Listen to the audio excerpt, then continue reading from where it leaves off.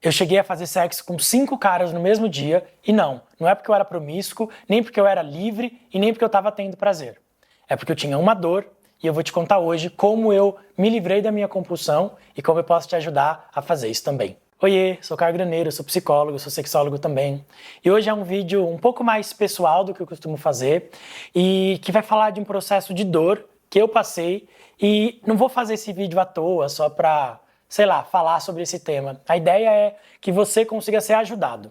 Eu sei que a compulsão sexual é um tema muito complexo, muito difícil para muita gente, que gera vergonha, mas esse vídeo também não é só sobre compulsão sexual, é sobre qualquer compulsão, que pode ser por sexo, por droga, por jogo, por comida, por masturbação e por tantas outras coisas. Eu vou contar um pouquinho da minha história para você compreender como a compulsão funciona e quem sabe até o final desse vídeo você vai ter aí ferramentas para te ajudar a lidar com a tua compulsão. A primeira coisa que eu quero te dizer é que a compulsão ela é uma coisa que pode vir com diversos formatos. E cada formato vai apontar para algo que aconteceu na vida dessa pessoa. Então, por exemplo, ter uma compulsão por comida é diferente de ter uma compulsão por sexo. Mas a base dela é a mesma coisa. Ou seja, não é porque uma pessoa tem compulsão por sexo que ela é pior ou diferente de uma pessoa que tem compulsão por comida.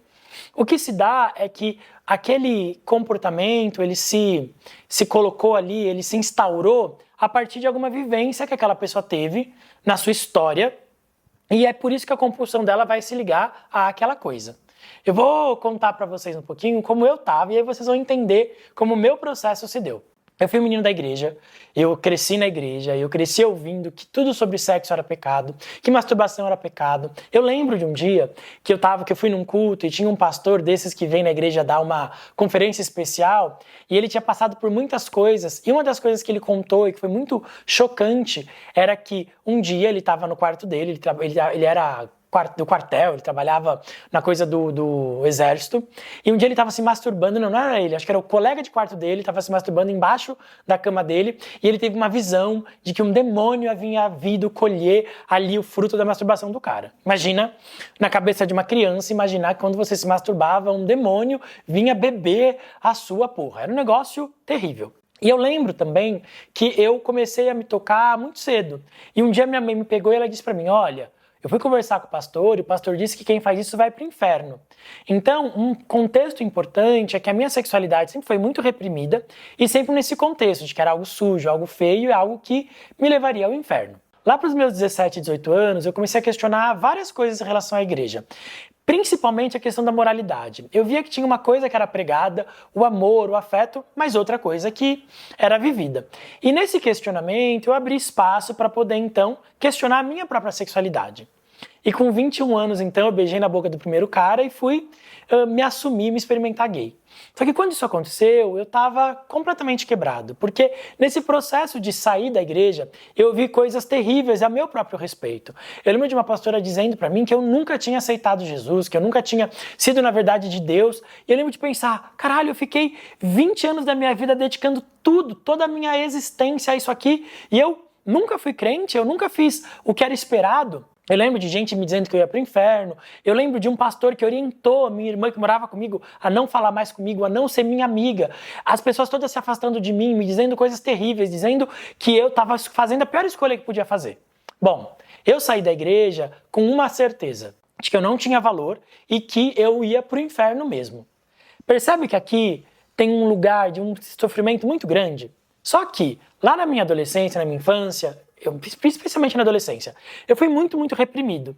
E de modo geral, quando eu me masturbava, eu tinha ali 2 ou 3 minutos de não pensar naquela repressão toda e ter prazer com o meu corpo. Eu aprendi que a masturbação ou o sexo era um caminho fácil para encontrar algum prazer e não ficar pensando naquela angústia toda. E isso é o que se dá em qualquer compulsão. Eu vou dar um exemplo aqui com comida para você perceber que o sexo ou a comida ou o jogo pode entrar nesse lugar. Imagina que você é uma criança e tem uma mãe que é, de modo geral, afetuosa, mas muito nervosa. Então tem um dia que você está mais triste, chega para ela te acolhe, te abraça, te dá carinho. Num outro dia você vai falar com ela e ela tá nervosa por alguma coisa, ela fala, menino, sai daqui, que saco, você é muito carente, eu me deixo em paz.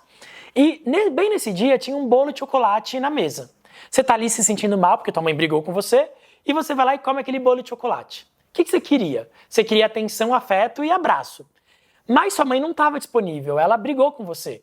Só que quando você vai lá e come um bolo de chocolate, aquele bolo de chocolate gera em você uma sensaçãozinha de prazer, de afeto. O que você queria? Você queria o afeto. O afeto não estava disponível, você encontrou no bolo de chocolate, um prazer que aquietasse aquela sensação. Você vai crescendo e toda vez que você fica frustrado, toda vez que você tem uma situação difícil, toda vez que você tem uma emoção que você não sabe lidar, você tem um atalho para se sentir bem, que é comer. Só que daqui a pouco você começa a comer, e bolo de chocolate ou qualquer comida nunca vai diminuir ou resolver a tua necessidade de abraço. O que você queria era abraço. Você está comendo, você até pode ter uma sensação boa, mas 2 minutos depois ou 10 minutos depois, aquele vazio volta.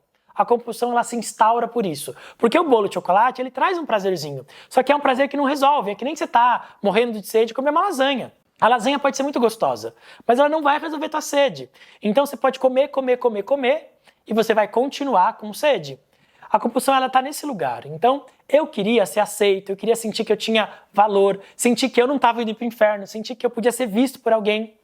Eu não queria transar, só que era no sexo que eu podia encontrar um pouco de conforto para aquela situação toda de vazio e de solidão existencial que eu estava vivendo.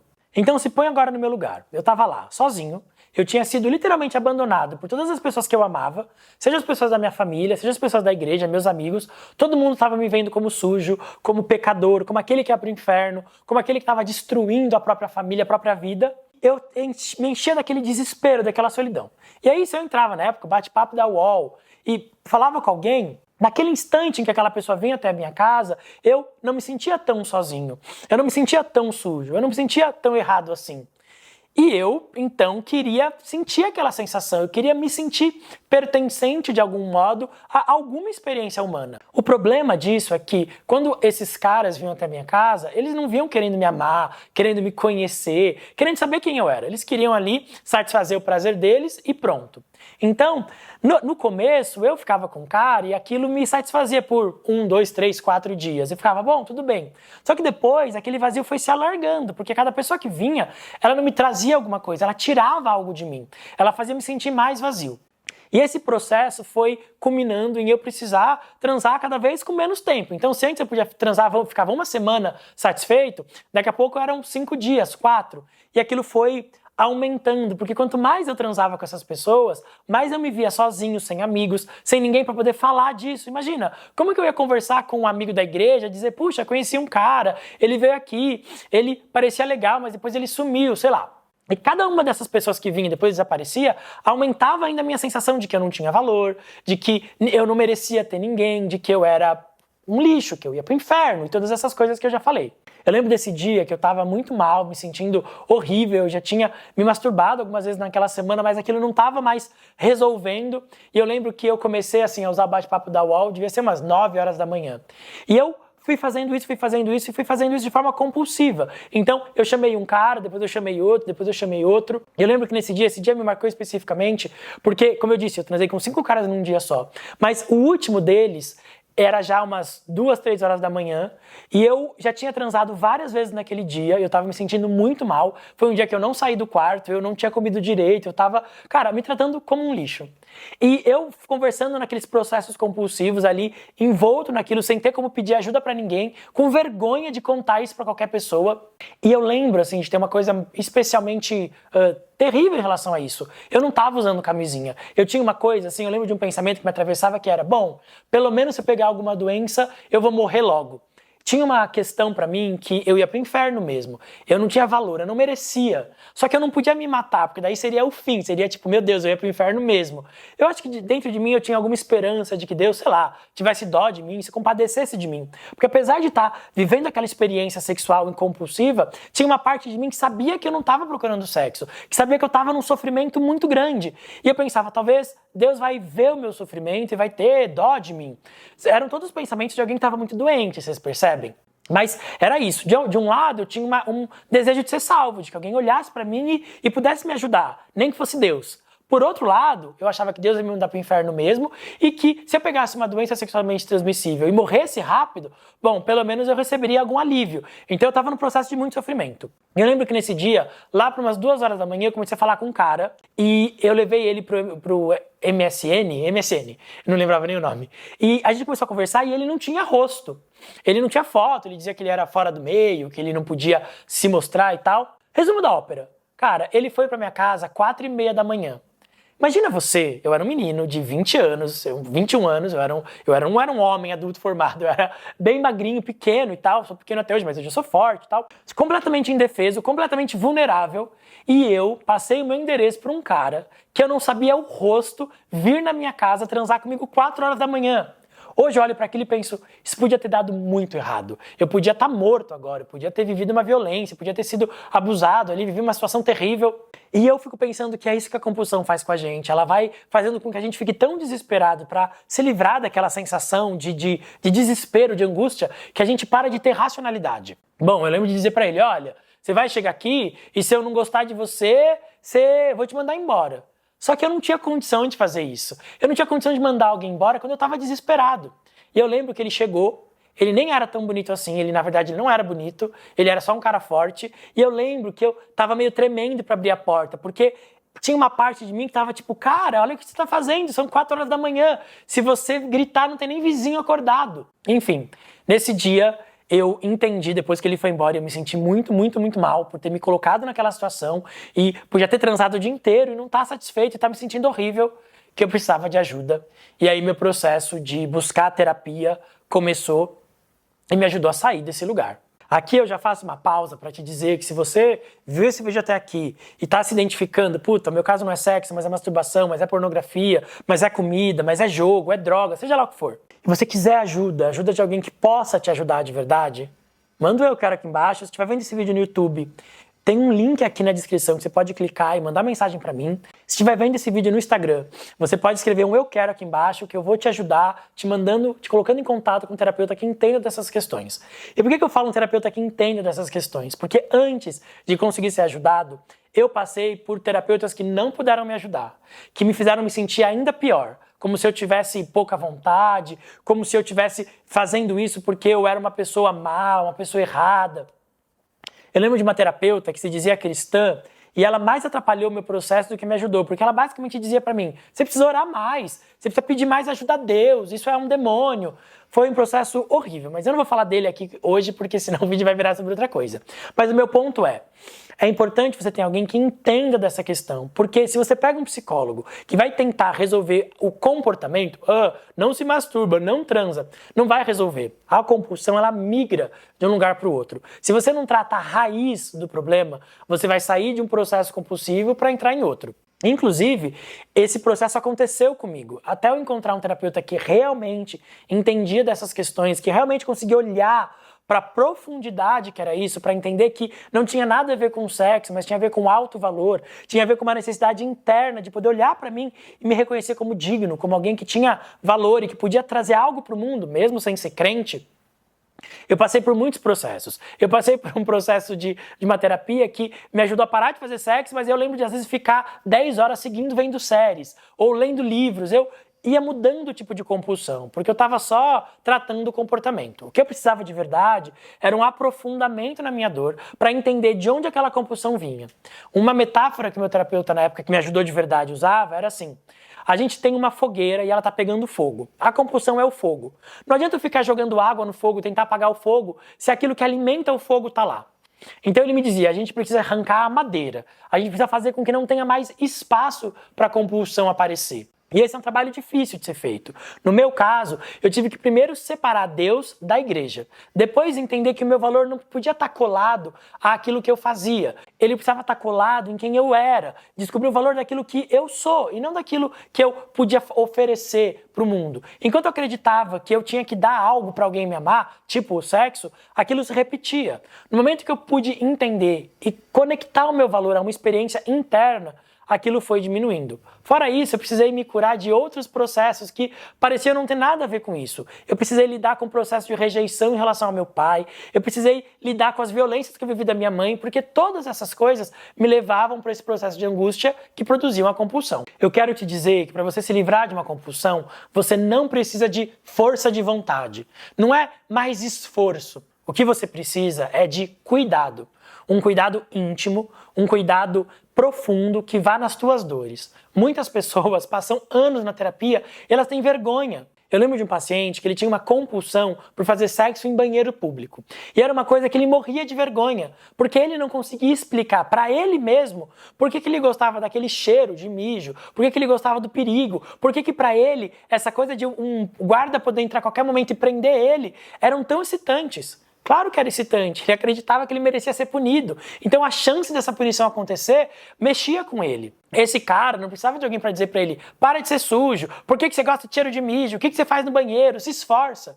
Ele precisava de cuidado nas dores dele. Ele precisava de alguém que voltasse na história dele e conseguisse enxergar aonde que esse processo de sofrimento começou. Nem sempre é uma relação com o pai. Às vezes é um processo de bullying na escola. Essa pessoa ouviu tantas vezes na escola que ela era chata, que ela era insuportável, que ela não tinha amigos, que ela encontra, por exemplo, no videogame, um lugar onde ela fica séptica, onde não tem ninguém para criticar ela. Só que daí ela joga 12 horas por dia. Enfim, o que você precisa é de um olhar profundo, que consiga te acompanhar. E alguém que te ajude a se sentir corajoso para falar da tua compulsão.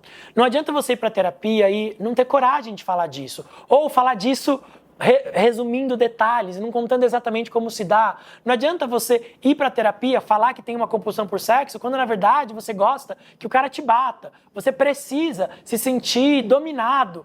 Você precisa ter um espaço onde você possa falar disso com clareza. E um terapeuta que saiba como cuidar disso.